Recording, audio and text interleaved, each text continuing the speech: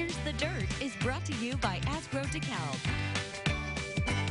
The number of guests at your Thanksgiving table might be less, but the cost to make your turkey dinner could be high. Here with the dish on the cost of Thanksgiving dinner is Brad Yukin with the Champaign County Farm Bureau. He's the manager and he's hanging out with us today. Thanks for being with us.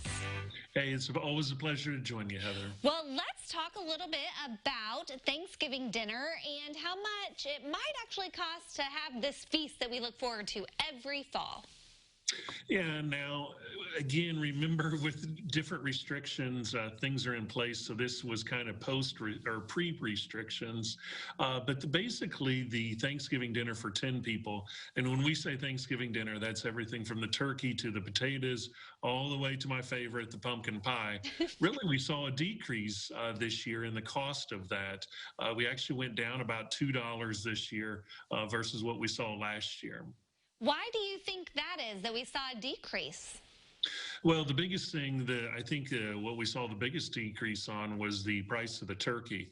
Now, keep in mind, this may not be at every grocery store you shop at, but what basically the American Farm Bureau does is they send out 230 random shoppers, and they have the exact same shopping list. So when it says we need a can of corn, they're all getting the exact same size of can of corn or to the size of the turkey. So it's very comparable from store to store. So these are 230 people nationwide that go out, purchase this meal, and then submit their receipt. And that's in how they come up with this.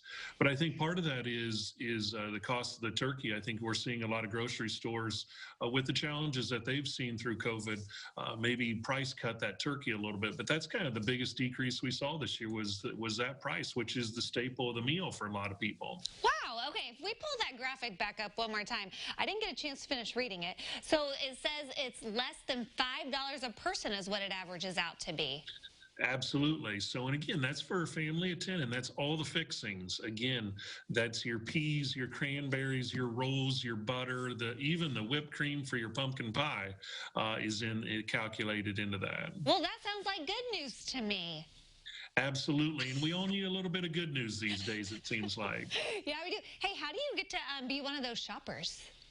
You know, I don't know, but I'm like, boy, that'd be a lot of fun to walk around the store and basically buy what they want you to, and all you have to do is submit the receipt. Yeah. I think it'd be a lot of fun. So it doesn't matter what brand it is of corn or green beans or whatever, it's just you need to get this 14.5-ounce can or whatever. Yes, and that's generally what they do, and they also say you can't always go to the lowest priced one. They do have some restrictions.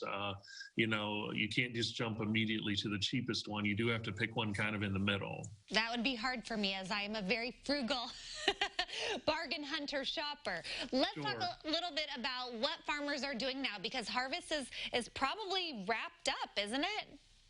Yeah, you may see the occasional field that's still out there that's unharvested, but generally harvest is wrapped up. And it was a pretty amazing year in that, you know, the weather was perfect. We had warm conditions actually throughout fall and really dry conditions. Now, those dry conditions created some challenges when we talk about field fires. And we saw some of those, unfortunately, with the winds that we saw and saw some pretty serious ones, or it's always serious, but there's some really serious ones with the wind.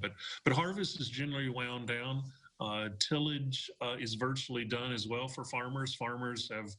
Most farmers have got the combine and the harvest equipment put away and cleaned up in the same way on the tillage equipment. And there still may be a few fields they're wanting to do, but in general, tillage is done as well. And so really, go ahead. No, you go ahead.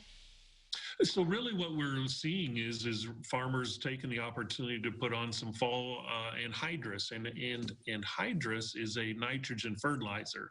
So they're putting that on ahead of the crop, kind of letting that get in the soil. It kind of allows them some more flexibility as they get into spring. And so that's really what we're seeing done right now. Well, it sounds like farmers have a lot to be thankful for this Thanksgiving. Absolutely. The year was not near as bad as what some had thought maybe from early on. And so in general, it was at a minimum an okay year to a good year. Well, good. See, COVID can't steal that joy from us, at least. No thunder to be stolen. That's right. Well, we wish you the best and a very happy Thanksgiving. And good news, Thanksgiving dinner is going to be cheap this year. Now, if we could just get Brad to come cook and clean, we'd be set. We appreciate you being with us. Thank you. We'll connect you with the Champaign County Farm Bureau over on CI Living's Facebook page.